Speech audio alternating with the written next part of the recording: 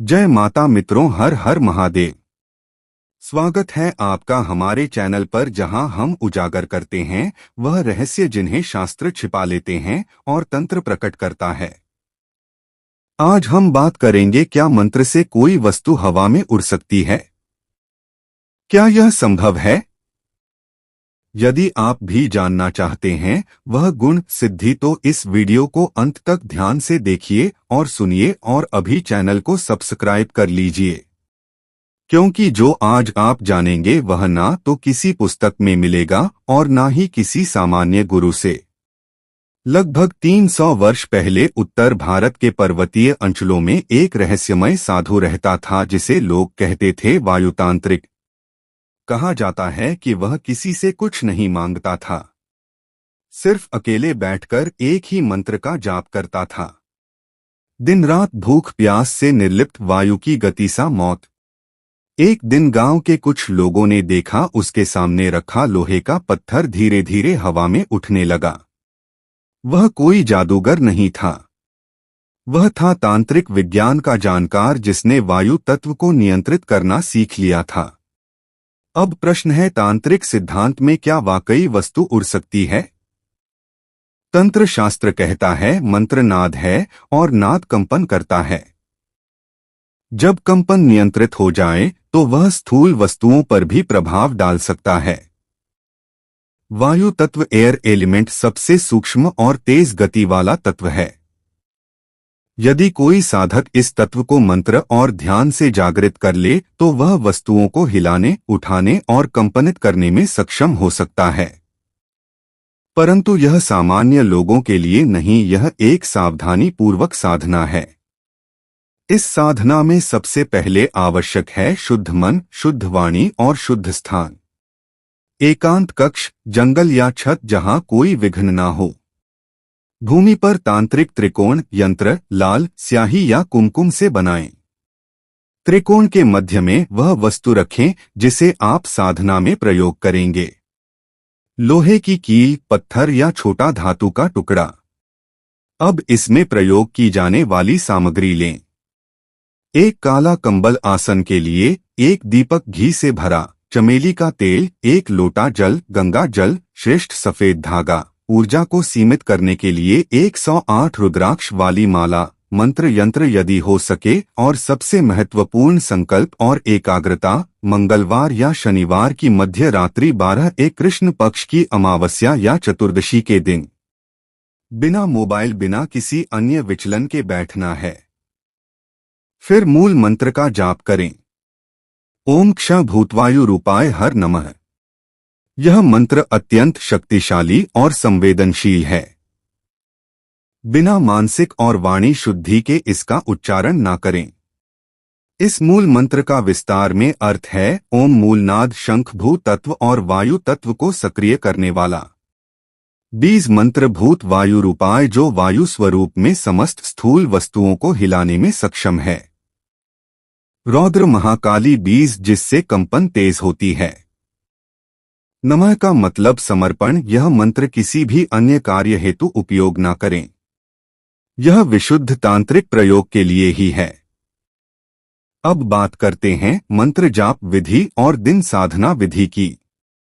इस साधना चक्र की विधि 21 दिन है। त्रिकोण यंत्र बनाएं और मध्य में वस्तु रखें। दीपक को त्रिकोण के दाएं कोने में रखें। पूर्व दिशा की ओर मुख करके आसन पर बैठ जाएं। आंखें बंद कर 5 मिनट ध्यान करें। मन में भाव बनाएं कि यह वस्तु उठ रही है। मन की आंखों से वह दृश्य देखें जहां वह वस्तु हवा में है। अब मंत्र का उच्चारण शुरू करें। एक दिन में 11 माला 21 दिनों तक निरंतर हर जाप करते समय उस वस्तु को निहारते रहें। हर दिन साधना के अंत में उस वस्तु को हाथ से स्पर्श करें। अगर वह थोड़ी गर्म लगे या कंपन हो तो मंत्र सिद्धि आरंभ हो चुकी है। यदि साधना सही दिशा में जा रही है तो यह अनुभव हो सकते हैं। साधना करते हुए अचानक वस्तु की ओर हवा का बहाव महसूस होना। दीपक की लौ का एक दिशा में झुकना जबकि हवा ना हो। शरीर में अचानक कंपन या सिहरन, वस्तु का थोड़ा सा हिलना या झुका, एकाग्रता के समय वस्तु की हल्की कंपन दिखना।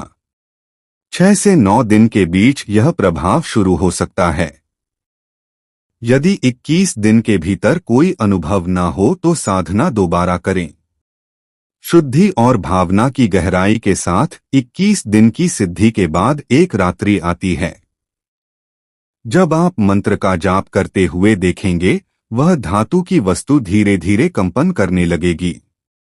पहले उसकी दिशा बदलेगी, फिर वह जमीन से 2 से 3 मिलीमीटर ऊपर उठ सकती है।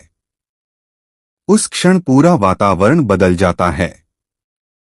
दीपक की लौ स्थिर नहीं रहती और साधक का मन जैसे अदृश्य कंपन में लहराने लगता है। यही वह क्षण है जब वायु तत्व आपके मंत्र द्वारा स्थूल वस्तु पर प्रभाव डालने लगता है। यह उड़ना कोई जादू नहीं, यह है मन, वाणी और मंत्र की संयुक्त ऊर्जा का भौतिक प्रभाव। लेकिन इस साधना के बाद कुछ सावधानियां हैं। इन गलतियों से बचना चाहिए। कभी किसी को यह प्रयोग दिखाने की कोशिश न करें। यह प्रदर्शन की वस्तु नहीं, यह शक्ति है, साधना है। सिद्धि के दौरान किसी और को साधना स्थान में आने ना दें। दृष्टि दोष या भाव विकृति साधना को नष्ट कर सकती है। काम, क्रोध, लोभ, मोह, इनसे बचें। मंत्र कंपन शुद्ध भावना से ही काम करता है। भोजन सात्विक रखें और रात्रि में जल कम पिए। शरीर में यदि अत्यधिक गर्मी या कंपन बढ़ जाए तो 3 दिन विश्राम करें और केवल ध्यान करें, मंत्र ना करें। प्रश्न उठता है, यह प्रयोग गुप्त क्यों रखा गया था? जब भी कोई सिद्धि भौतिक स्तर पर चमत्कार उत्पन्न करती है तो उसका दुरुपयोग होने की संभावना बढ़ जाती है। तंत्र शास्त्र स्वयं कहता है, गुप्त साधन सिद्धंतु न प्रकाश, अर्थात सिद्ध साधना को कभी भी उजागर नहीं करना चाहिए। यह मंत्र प्रयोग भूत, वायु और मंत्रिक नाद का संयुक्त तांत्रिक प्रयोग है। इसे केवल वही करें जो मन से स्थिर, नियत और सत्य पथ पर चलने वाला हो। मित्रों, आपने आज जाना एक ऐसा रहस्य जो अब तक केवल तांत्रिकों के सीमित चक्रों में था। मंत्र शक्ति केवल शब्द नहीं, यह वह चेतना है जिससे इस सृष्टि की नींद बनी है।